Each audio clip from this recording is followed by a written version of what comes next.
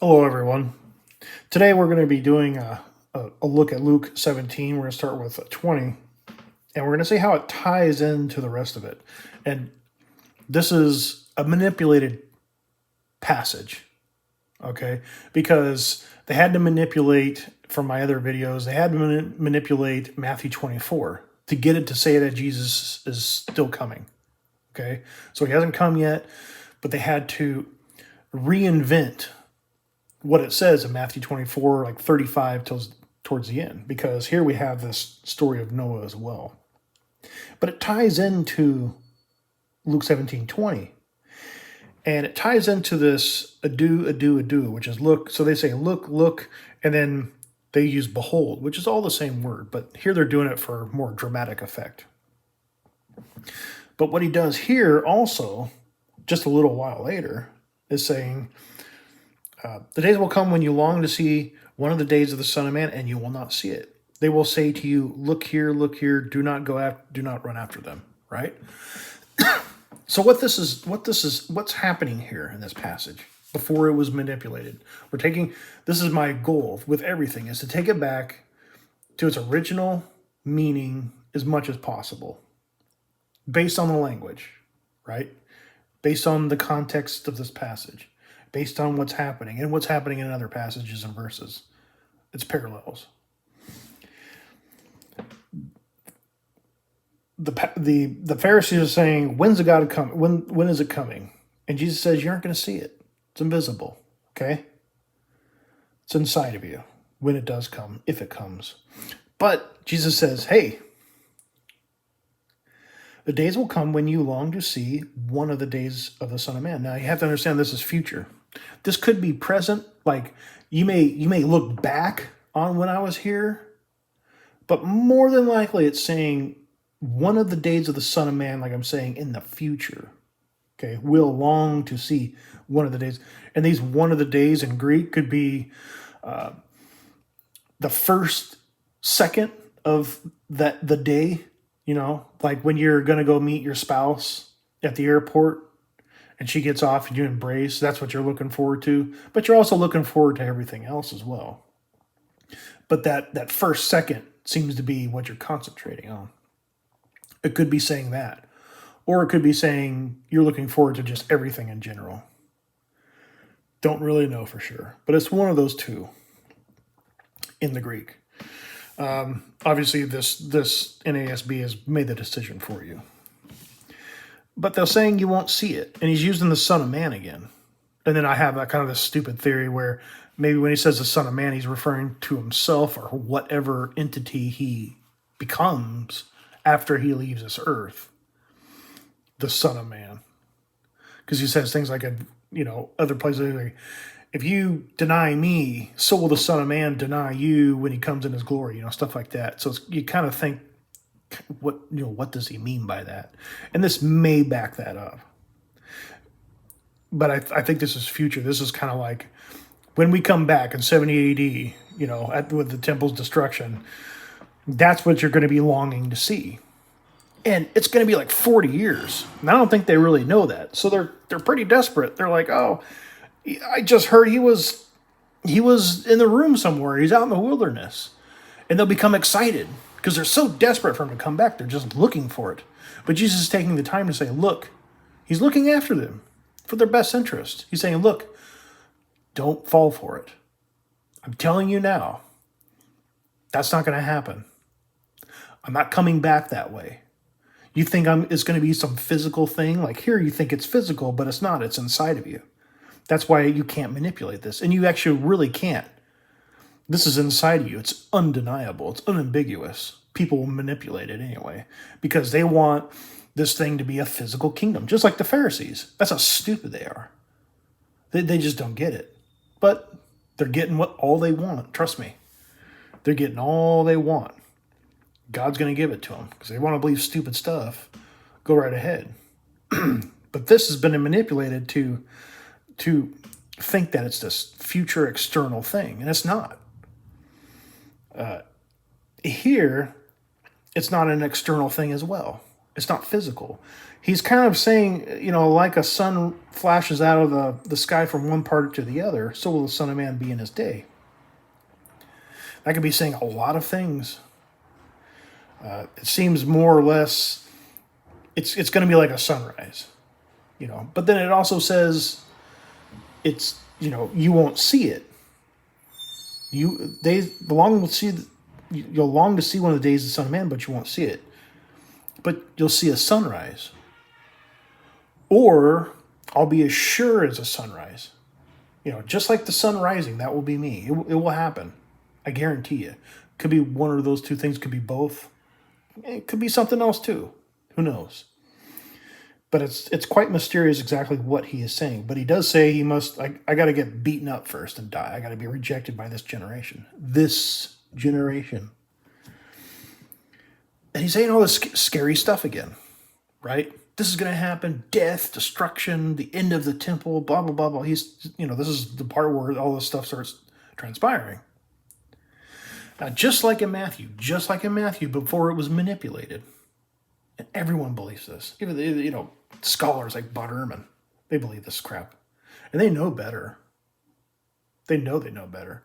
But they have to keep up the appearance that Jesus is still coming, and it's a physical, earthly, kingdom. And that's why they deny all this stuff. That's why Bart Ehrman and I have been fighting for over a year about this Entos business.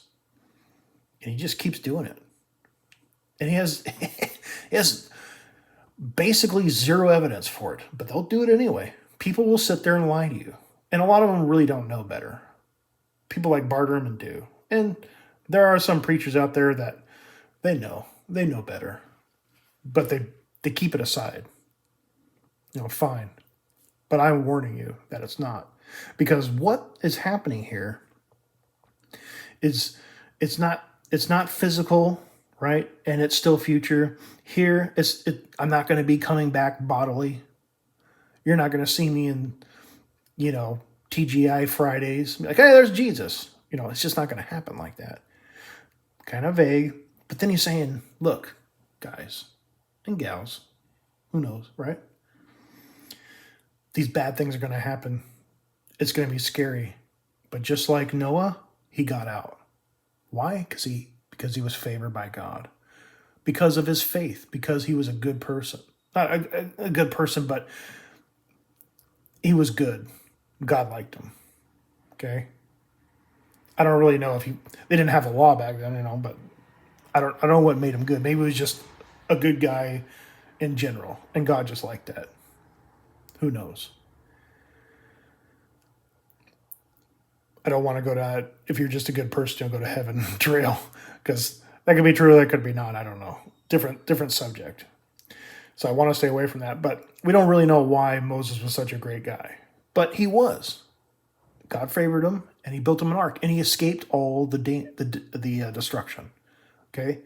And here Luke, he's saying destroyed. In Matthew, I suspect he's not. He's talking about the ark. But here it's quite clear that overall everyone was destroyed except Noah and his family. Okay, they got out. Lot, same thing. Favored by God, got out. Because he was a good person. He wasn't a jerk like everyone else, right? And just like in modern day Israel of that time, 2,000 years ago, all these jerks are around. They're going to be destroyed. But guess what? You are going to be given this secret knowledge that you can share, probably even proclaim to everyone, but people won't believe you. Just like Noah, everyone thought he was a quack until the day the flood came and it lifted them all. And they didn't. That's what that whole Matthew thing is. They did not understand until the flood came and lifted the ark away, and they're like, "Oh, now I get it." That's what Matthew's saying. But the story is like, look, Noah saved. Lot saved. You saved. Okay? There's nothing that says anything about judgment in here. These people are going to be destroyed. It's going to be horrible. You guys and gals are going to get out. You'll be saved. You'll be spared. Okay? So, remember Lot's wife. Whoever seeks to keep his life will lose it, and whoever loses his life will preserve it. Do you understand how Luke is ending this? It's like, look, don't worry. Don't worry about it. Don't fear over it. Don't get drunk, like when he talks about in 20, 21, or 20 and on. Luke chapter 21, verse 20 and on, where he says, don't get drunk, don't worry about it. Your favorite. And it's the same thing today. Don't worry about the world. Concentrate on your relationship with God. Concentrate on God. That's what's important. It's focusing on him. He'll take care of everything else. Okay? The gangbangers, they'll end up kicking in the door next door instead of your door. Okay? God will make it happen. You don't have to worry about anything. You don't have to worry about your kids until they grow up. But you're fine. Okay? And Jesus is saying the same thing to them that he's saying to us. Overall about God. You'll be fine. You'll be fine. Don't worry about it. Everyone else will be destroyed, but that's their choice. Just like now, all the people that want to be Mormons and Jehovah's Witnesses and Catholics and, they want to do all this stuff, and I'm going to mix God and Satanism together, I don't know, with yoga. Those are the ones that are going to be destroyed ultimately in the end, not now. Being here is a deception to see what people will really do. That's what we're here for. This whole thing, as far as I'm concerned, is just a big, God's going to see what you're going to do and how you're going to act.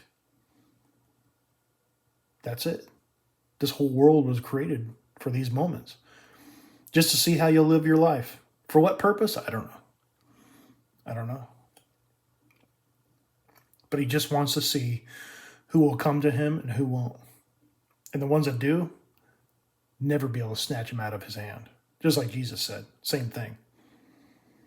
And this right here is proof that he's saying, look, don't worry about it. Don't worry about it. And this whole, and that is proven by, remember Lot's wife, whoever loses to keep his life will preserve it, and whoever loses his life will preserve it. You need to lose your life. Don't worry about your life. Worry about God. That's the proof right there. It says this somewhere else in Matthew, but this is what it means. I think this is more of a proper place than Matthew, because this is what it's saying. And then they have this cryptic, where the body is, there the vultures will be gathered. I think that, again, is another saying. You lie with fleas, you lie with dogs, you're going to get fleas. You play with fire, you're going to get burned. I'm pretty sure that it sounds like one of those things that maybe came up over and over and over throughout his ministry. Live by the sword, you die by the sword, kind of thing. Maybe, right? Maybe not. I don't know, because it's not in Mark, and kind of, they're not in the same place between Matthew and Luke, so you can kind of wonder what's going on in this proper context. And this is the proper context. I'm not manipulating you. I don't need to.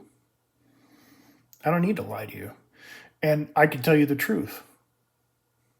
Your church can't do that, because they need you to come in next week, pay their bills, vote for who they want you to vote for. I don't do any of that. I don't need to manipulate you. And I could be honest with it. I don't have to hold anything over your head or a carrot out in front of you, because that doesn't exist anymore when you're a disciple. When you're a disciple, you're taken off the treadmill or the hamster wheel, and you can sit down and rest. That's what it's like. And you can know what's happening in these passages. And what's happening here is Jesus saying, look, bad things are going to happen. Happened in Noah's time, but he was saved. No problem. Happened in Lot's time, no problem. He was saved. Okay? They made it a point to do just so. And Jesus is telling them, just like those two, so you know all these bad things are happening that you keep hearing about, I keep talking about. You're strolling along with me, you're hearing all this horrible things that's going to happen. Don't worry. Don't try to save your life, right? Just believe and trust God, and you will be spared. Just like Noah, just like Lot. When you see the sign of the Son of Man, that's when you just run. That will be the sign. And whoever runs out of that city of Jerusalem, this should say,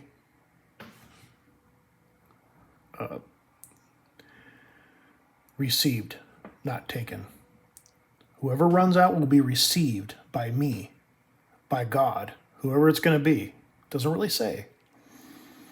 But one will be received, one will be left. Where are they going to be left? Inside the city of Jerusalem, surrounded by the Roman army, and they are going to be destroyed. They're going to be killed. Apparently not all of them, but most of them were. That will not happen to you. Because when you see the sign, the abomination of desolation, the Roman army, as it says in 21 of Luke, that's when you run. That's when you get out. That's your ark. Okay? That's your sign, as they say. And your feet will be your ark. And you'll get out. And you'll be received. Everything's taken care of. Don't worry. That's what this is about. And that's what this is about in Matthew 24:35 and on towards the end. Okay? Because they're in different spots.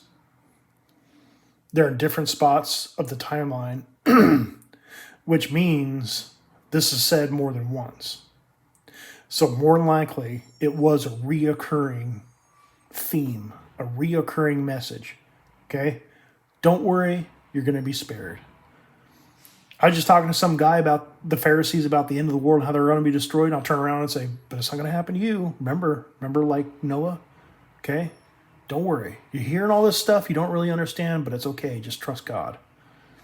Over and over. It could have been said over and over and over and over again. Right? They were said at different places at different times, but they mean the same thing. Just like this, where the bodies are, the vultures will be gathered. Probably said multiple times. Play with fire, you're going to get burned. You lie with dogs, you're going to get fleas. You live by the sword, you die by the sword. It's like that. Okay? He's just reassuring the people that in 70 AD, all these horrible things are going to happen. You're probably, some of you here are going to be a witness to it. Don't worry about it. Okay? Just look for that sign of the Son of Man and run out of the city of Jerusalem, and you'll be received. You'll be taken care of. Don't worry.